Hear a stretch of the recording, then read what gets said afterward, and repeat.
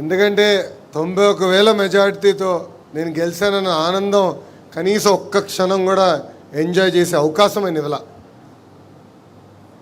మనందరం చూసాం, చాలా తక్కువ మాట్లాడతాడు, కానీ హయ్యెస్ట్ మెజారిటీతో గెలిచిన వ్యక్తి మన అధ్యక్షులు పల్లా శ్రీనివాస్ గారు. ఉత్తరాంధ్రలో నేను పాదయాత్ర చేయలేకపోయాను. శంకరామం కార్యక్రమంలో నేను తిరిగినప్పుడు పల్లన్న నాతో ఉన్నారు.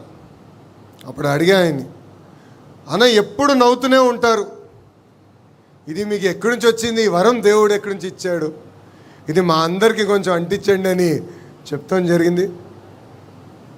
ఒక యువకుడుగా, ఉత్సాహవంతుడుగా, నవ్వుతూ మనందరికీ ఒక దశ నిర్దేశన ఇస్తున్న వ్యక్తి పల్లా శ్రీనివాసరావు గారు.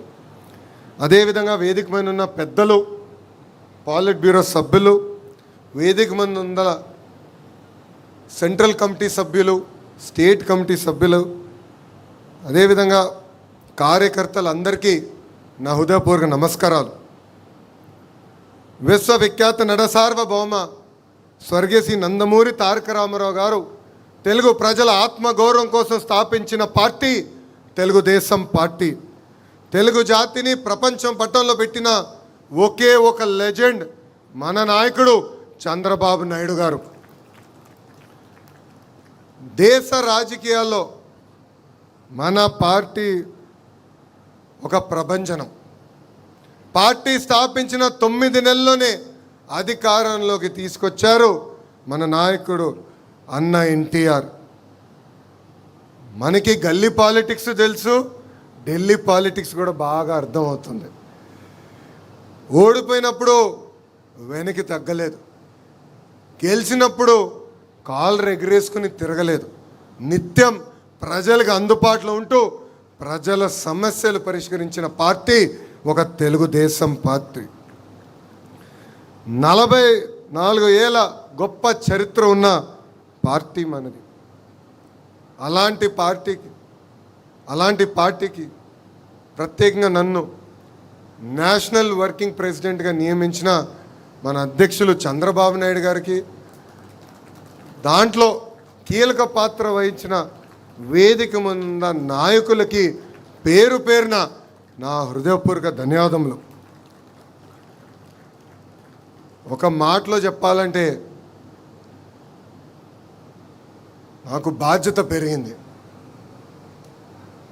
యువగలం పాదయాత్రలో మిమ్మల్ని అందరినీ కలుసుకుంటూ, మీ సమస్యలు వింటూ, ఇప్పుడు అధికారంలోకి వచ్చిన తర్వాత ఆ సమస్యలు పరిష్కరించే దిశగా నేను పనిచేస్తూ వచ్చా.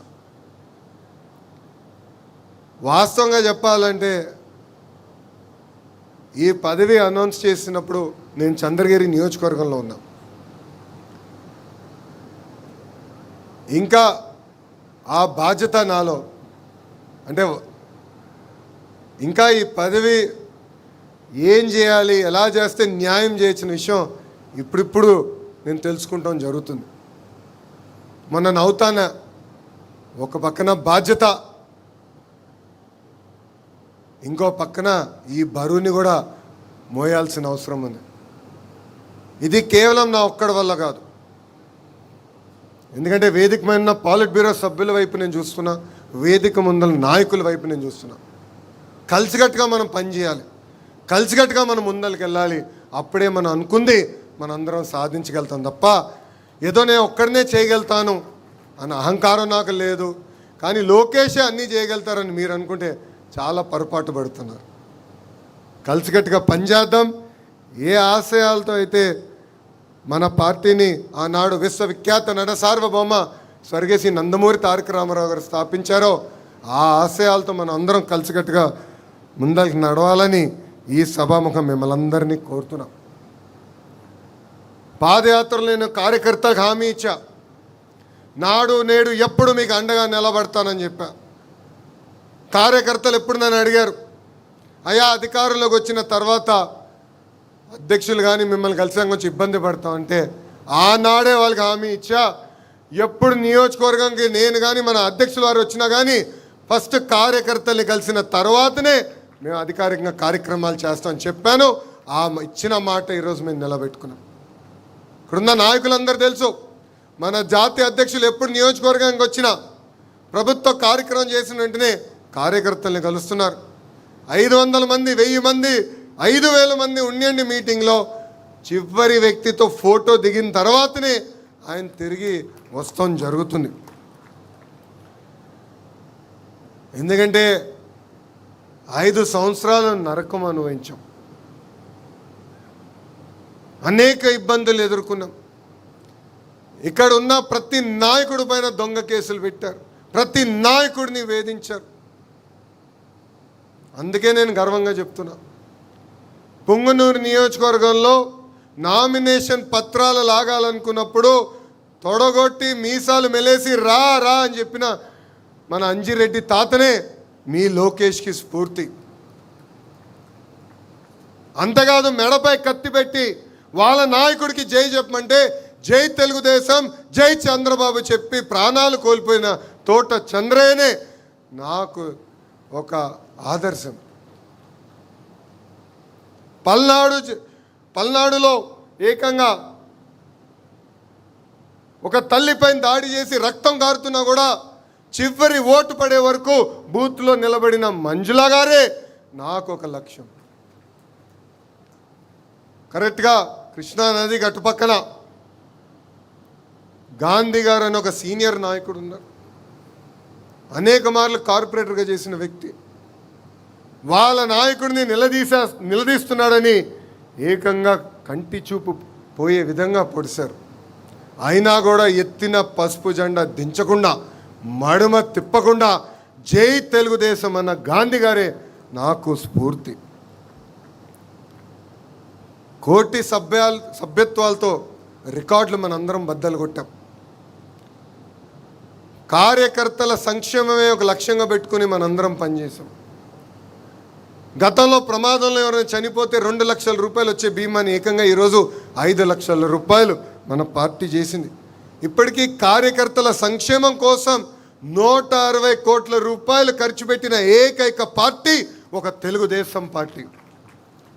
విద్య, వైద్యం, స్వయం ఉపాధికి అనేక కార్యక్రమాలు చేస్తున్నాం. ఏకంగా ఒక పెద్ద వ్యవస్థని మేము ఈరోజు ఏర్పాటు చేసాం. బ్లాక్ 2లో ఆ వ్యవస్థ పనిచేస్తుంది.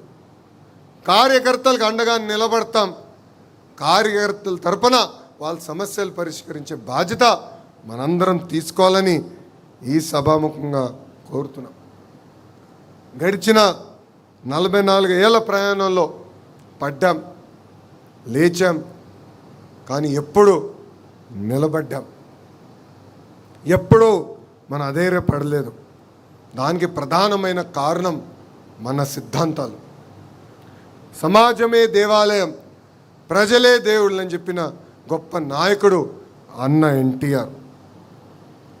ఆయన ఆశయాలతో మనం ఇన్నాళ్ళు నడుచుకుంటూ వచ్చాం. మారిన కాలానికి మనం జరిగిన మహానాడులో 6 శాసనాలు మనం ప్రకటించుకుంటాం జరిగింది. ఆ 6 శాసనాలపైన వేదిక పైన ఉన్న పెద్దలతో చర్చించాం, వేదిక ముందర ఉన్న నాయకులతో చర్చించాం. ఏం పెడితే బాగుంటుంది,